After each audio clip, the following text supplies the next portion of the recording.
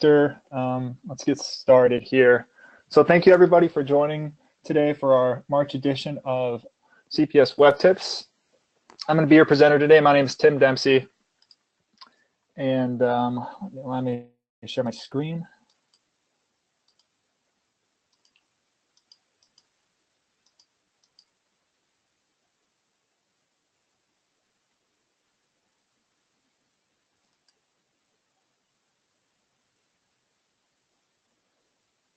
All right, can everybody see my screen? Send me just a quick note here, or if you can't see my screen.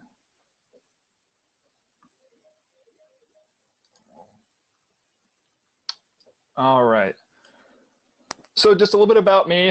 My name is Tim Dempsey. Like I said before, I'm a developer here for CPS, and I'm responsible for developing new or innovating existing processes. This can include anything from forms and workflows to site designs, and then building into some dashboards with our Process BI offering. And what I really like to focus on is user experience in the form design. Today we're going to be talking about naming conventions, which are intertwined with those. And I think we're going to find a lot of benefits. So I'm here on the left. It's a little bit dated. I have glasses on now, and then here's a few of us at the Winshuttle WUG last year. So although I'll be presenting today, a lot of this is also influenced and brought to you by my teammates as well. Just to kick off before we get started, if you have any questions, feel free to add those into the webinar.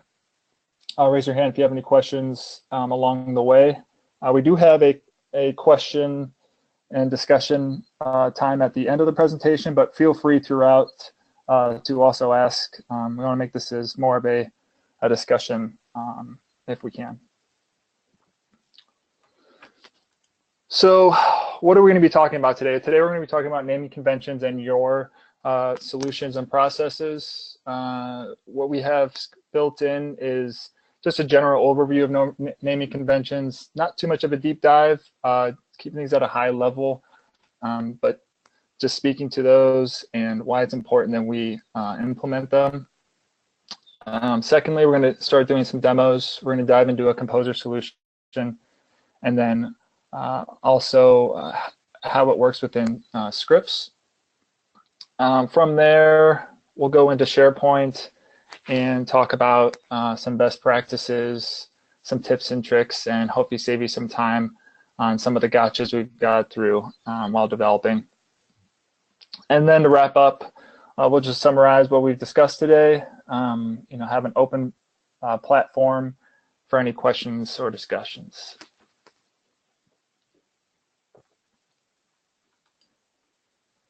All right, so what are naming conventions and why are they even important? So the most important thing about naming conventions is to keep it consistent and keep it descriptive.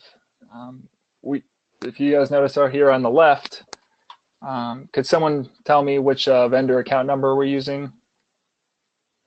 I can't. I know we've seen this many times before, and there's ways that we can consolidate those and make them a little bit easier to work with. So we have here on the right a lot of the 3 tenets that we work towards, and it's a lot about ability. So before we start any type of solution here at CPS, we like to be cognizant of these things. How can someone understand my solution? It's very easy for me to, but if I hand this off to somebody, are they going to be successful in that transition, or are we going to build some time into it? And then we also want to be thinking about, are we going to be integrating this with other systems? Are we going to be connecting it to a possible dashboard? There's time and times again where if we don't have a successful naming convention, then we're going to be having times trying to figure out which fields are which and if they're even used, which can cause a lengthy process. And then how are we going to manage change? If there's an enhancement, if there's a change, if there's a fix, maybe there's a bug, how can we easily and efficiently go into that solution, identify what it is, and fix it? So other benefits to a naming convention. We kind of see an updated one here on the right. For the example, we're using just a vendor account number and different types. So as many have experienced, if not yet, you will, we do have some formatting to do sometimes. So to clarify those, it makes it a little bit easier to read and to identify. And to speak to those benefits, we really want to ingrain these, not just at a form data level, but at a script level, at a naming template level, and as well as our components, because it's all part of the entire solution. So we're really striving for consistency on the platform. We want to make sure our turnaround time for any type of work can be as efficient as possible. So understanding what's included in the solution, what impacts it has in other areas, and of course, what we all want to do is reduce our time. We want to clarify and understand and reduce the discussion of how this all works if we can.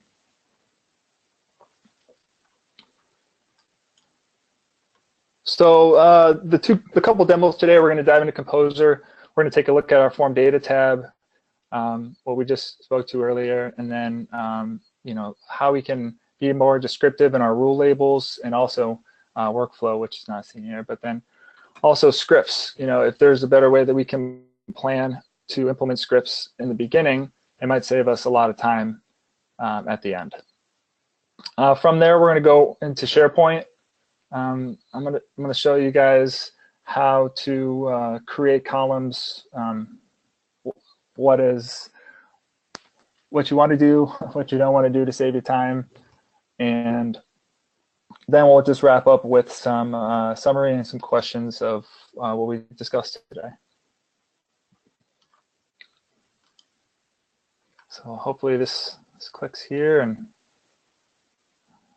all right, it's going to ask me for credentials.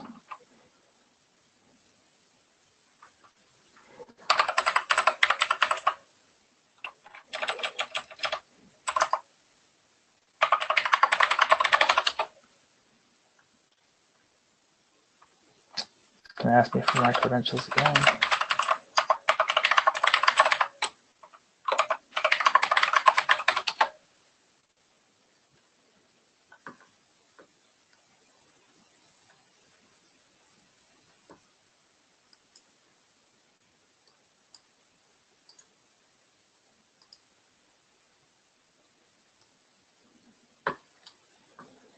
Okay, so here's Composer, as many as can recognize here. It's just a blank canvas, and let's get started. So what is key for overall the naming convention is not utilizing spaces. Spaces are bad just for communicating with other systems, as well as can cause problematic errors that are difficult to resolve. So typically, as a best practice here at CPS, we're going to use underscores to create our field names. If we see over here, we have our My Fields tab, and there are many ways to create naming conventions, right? You might have a standard that is within your organization, or that is based on your department. But what we want to make sure to do is that it's consistent throughout the entire process. So while this can be a field name, it's just okay. But if we have several other ones that have an F underscore, and for our best practice, we typically use this in front of most of ours to indicate that it's a field that we had created. So if we create other types of fields with an F underscore beforehand, we have an inconsistent naming convention or field names, which we want to avoid. So just make sure that when you start off, you have an idea of how you want to have your record set and your field names labeled, so that's easily identifiable for you. And then this can be utilized throughout. So if you had any additional ones, you can always add a prefix before. So let's say this is going to be into SAP. You can also include that as well. This also indicates that this could indicate that this is to be sent to SAP rather than a form field that's utilized within SharePoint or other types of dashboarding or reporting. As you see here, I didn't add any spaces or any additional underscores. I've seen many a times, and I've done this as well, is use underscores, which is fine as well. Just one thing we want to be cognizant of is the number of characters. We don't hesitate to be lengthy or to actually say what the field is, but if there's ways to manage the number of characters, we can employ that. And as you see here, we're using the Pascal case. Pascal case is, I'm sure many know, but just to define really quickly, is capitalizing each letter. There's other parts of the solution, like the JavaScript code, that we may employ the camel case, where the first letter is lower caps. But for our purposes today, we're just going to be utilizing the Pascal case. So we have our form data tab here, and just as a best practice, when creating a rule on that field, be sure to always include the label. As we're creating our solution, there are going to be, it could be hundreds of fields that we utilize, and they may all have rules on them. But if they all have a new rule on there, it's going to be very difficult to manage. So just a quick tip here, to always to add a label for your rules.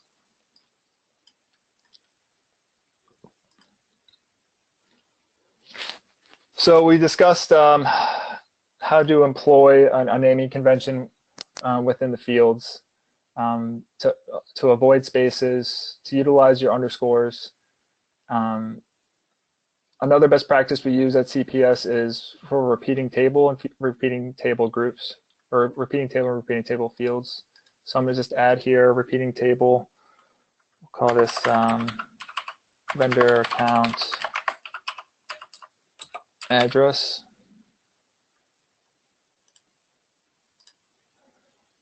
What helps us stay organized is adding an RT before. So when you add a field to that repeating table, we include that RT, and then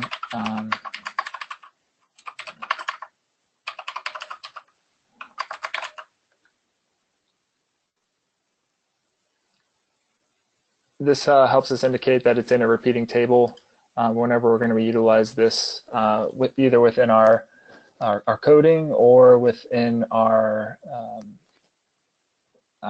reports and dashboards. It also helps us indicate which fields are going to be merged or into the SharePoint list where our data is stored. And as long as we keep this consistent throughout, then it helps us to readily work with those fields. Another tip here, though, is that when we import a script, now if we navigate back to our solution tab, and let's say we're ready to import a script, we typically allow Winshuttle to create those fields for us. So we'll just pick one here. This is going to be our remit to field. So let's go ahead and create our group name. Oh. See, I'm glad I caught that, so I can correct that M.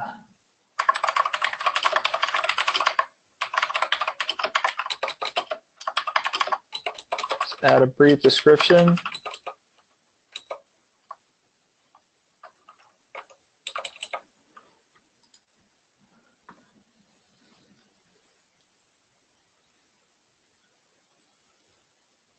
And we would typically just click here, OK.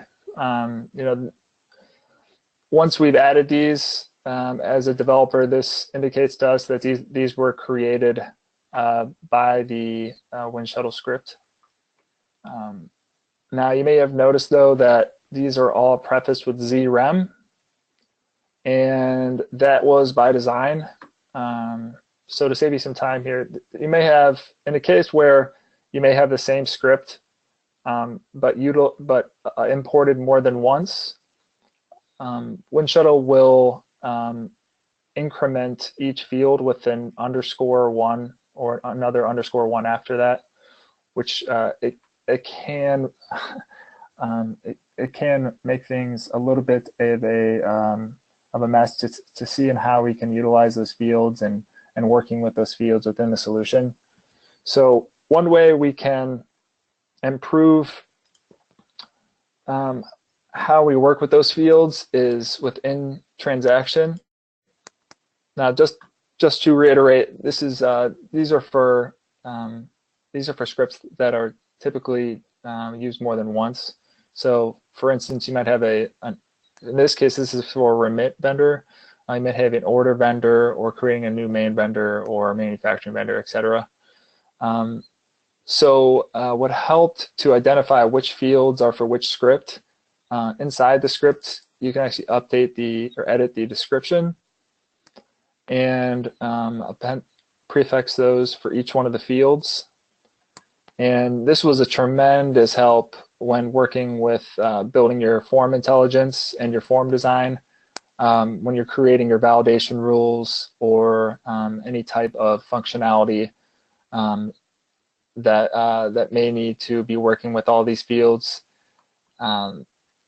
Rather than trying to search for that name of the field, searching for the name of that type of script was immensely helpful. So I just want to show you that you may have already known this already, but it may be overlooked because it's very small, but it makes a big difference when importing a script, the same script multiple times.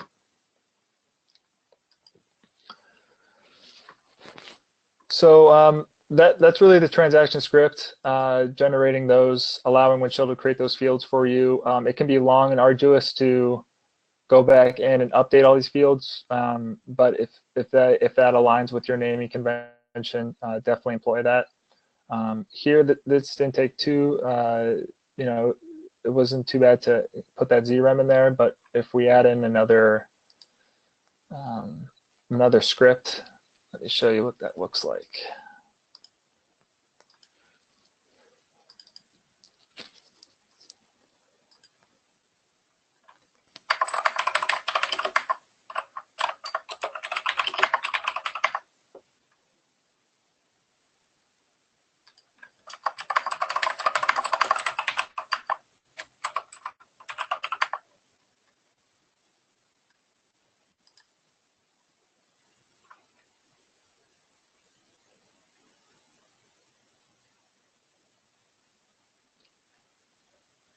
This was a pretty big script, so it's going to need a few seconds here.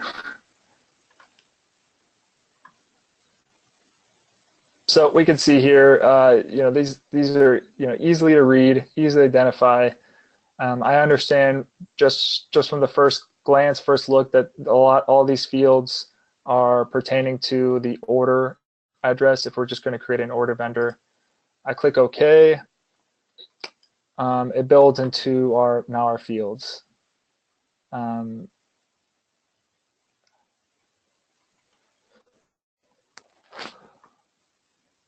As you also see here too is that it doesn't update or increment, so it reduces the ambiguity as to which field is which, because typically what you might see if the zord wasn't here is another _1.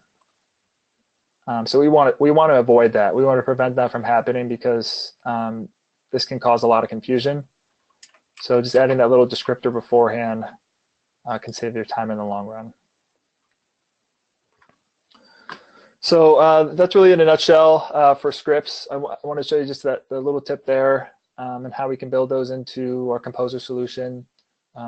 utilizing the F underscore and RT is some of our best practices, but really keeping a consistent naming convention throughout is important.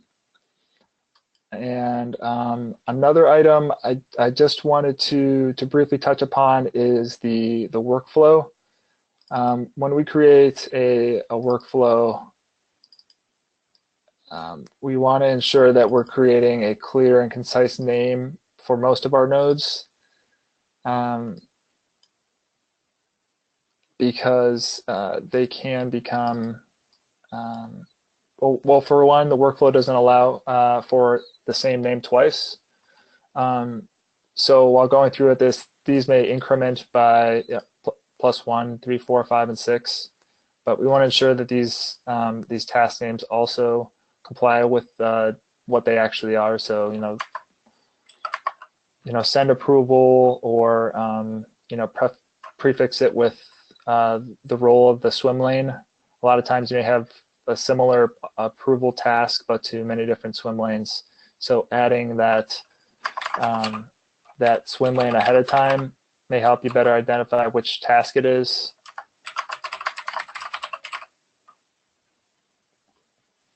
One common one that we typically, we probably wouldn't want to underscore there,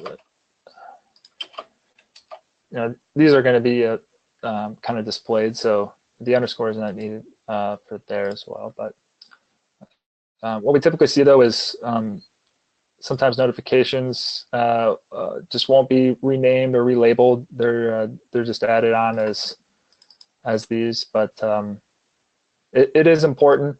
It does help for as well as the overall script to label these as well.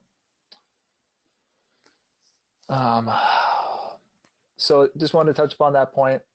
The other minor thing, we won't go too far into it because we could spend a few days to continue to this. But in your JavaScript code, be sure to always use comments if you're going to go into this. Is a bit advanced out the gate, but if you are utilizing this, be sure to add comments and just utilize a naming convention here through without.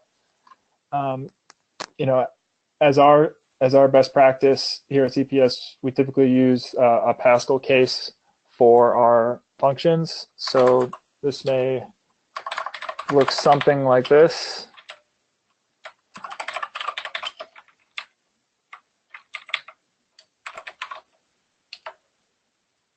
And then for our variables, we'll use our camel case. So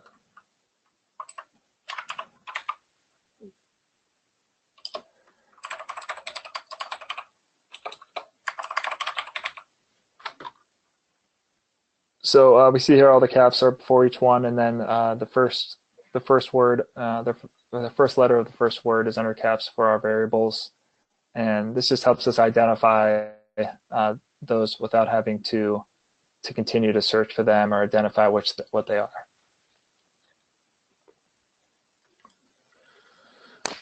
So that's really just the start of utilizing these types of naming conventions. I know many of us have all heard of how naming conventions before, but they are very important, especially within our Composer solution, because these are going to be our long-standing solutions that maybe not only our solution, but someone else may be also working on it. So we want to ensure that they're ready for success at the gate. So that is our demo for Composer. I'm not going to go back into the PowerPoint just yet.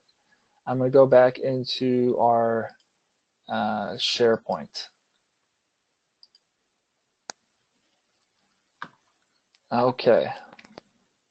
Do we have any questions or any comments at the time? Anybody? Let's see. I don't know if I see any hands raised.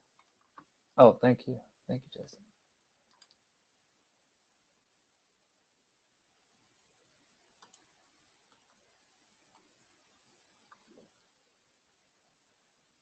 All right. We're going to keep moving on here. So, where to begin with our components? So, within SharePoint, we may need to create another column to be utilized within our solution. And there are two ways to go about creating a column, and there's one very wrong way to do it. So first, I'm going to show you the two ways to create a column, and I'll explain to you why those options are to do those options, and then we'll go into the one and explain to us why that's not the way to do it. So in the ribbon, here's our ribbon task. We can create a column here, and we'll just name this column create column. Notice here I'm also using underscore for all my columns. Typically, any type of SharePoint item that may be utilized within a query or that communicates within our solution at all, we want to utilize an underscore because then this will translate as just as you see on the screen. If not, it's going to add some HTML with the space. So there's one way of creating it, just from the ribbon here. We can also go into our list settings and create the column from there as well. Now let me show you why we don't do it this way. So let me find another list where we can go into quick edit. So here we have a SharePoint list that was created, and if we go into quick edit, this gives us an option to add a column here. So if we can go in there, we can add a text, and we'll label it create column. And then we'll go into stop editing. So if we take a look here at the very top of our URL, we'll find at the very bottom, after I click this link or click this column to sort, we don't see the name of our field, right? We see DEPGF, okay? So this isn't good from a standpoint from our Composer will try to read this field as create column. But creating it from the quick edit will transform that field in the background and create it as this. It'll denote it with a few letters. So this can be very problematic. I've ran into this before. You've got to go back, create a new column, transfer, and migrate the data. So to save you some time there, save you that gotcha, always create that field from the list settings. I typically use it from here.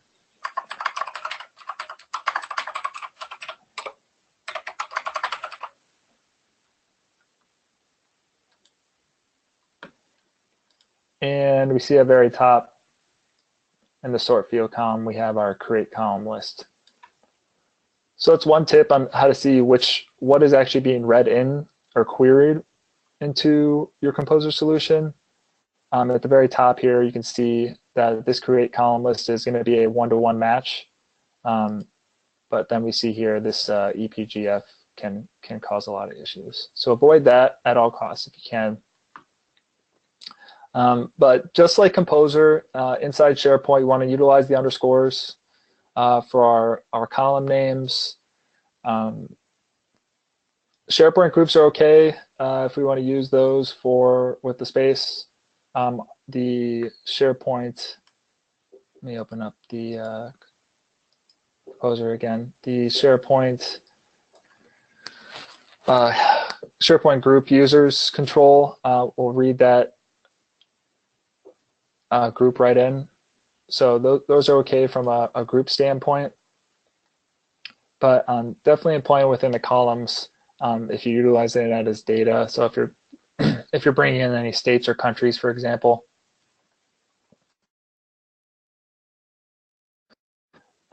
these would be fine to do without spaces.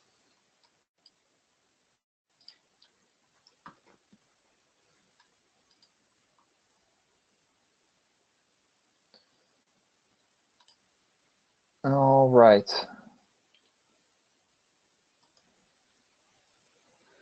So let me see if we can continue on here. so that wraps up our demo. You know, just some strong basic points on utilizing, you know, creating a constant and consistent naming convention for your Composer solution, not only from the form data tab perspective, but also from workflow to your scripts, to your naming of SharePoint lists and those columns, and utilizing those tips and gotchas of the creating a column. I can't echo enough to not use spaces. Just from a development standpoint, it's a big no-no, but always utilize the underscore.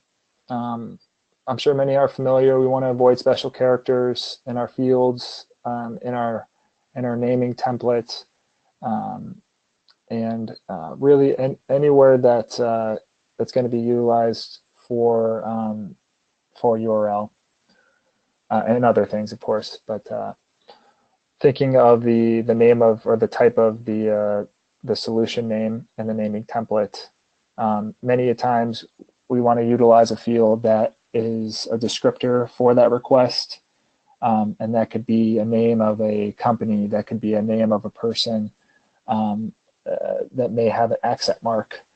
So just being cognizant of those things ahead of time can save you, you know, work down the road. And then one little other tidbit was the sequencing of numbers. We typically always want to lead with zeros when possible, not just start with 1 or 0, but based on the amount of volume expected to increment that with leading zeros. And this nice stock photo of the right name does make a difference. It really can. It can be significant in building and constructing all of our solutions, and we really recommend to have a plan and an action plan ahead of time on how we're going to develop these solutions. So that about wraps. Oh, I had it there as well. Any other questions or discussion? Anything else you want maybe to hear more about? Anything that was confusing, which is you know, funny because we're talking about increasing our clarity, but if there's anything else that was confusing, we can review those as well. But if not, one item I wanted to go back on was the labeling of our SAP fields. Another one of our presenters a few WEBtips ago, Tom Dempsey, actually had more in depth on utilizing that function. So you guys are more than welcome to visit, and we encourage you to visit our YouTube channel. You can see just a plethora of all other videos that we have, and we will continue to have each month. Feel free to subscribe here as well. But that about wraps it up for today.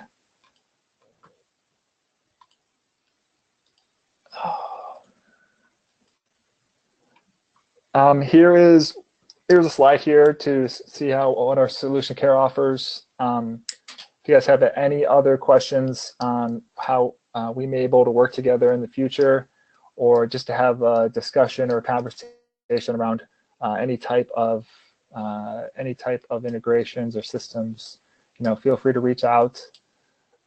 We offer several different areas of services. Some you know, that you may not know even exists, or maybe you do and you want to learn more about.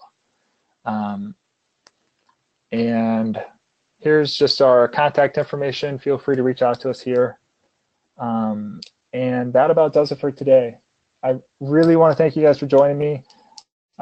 Thank you for being in attendance.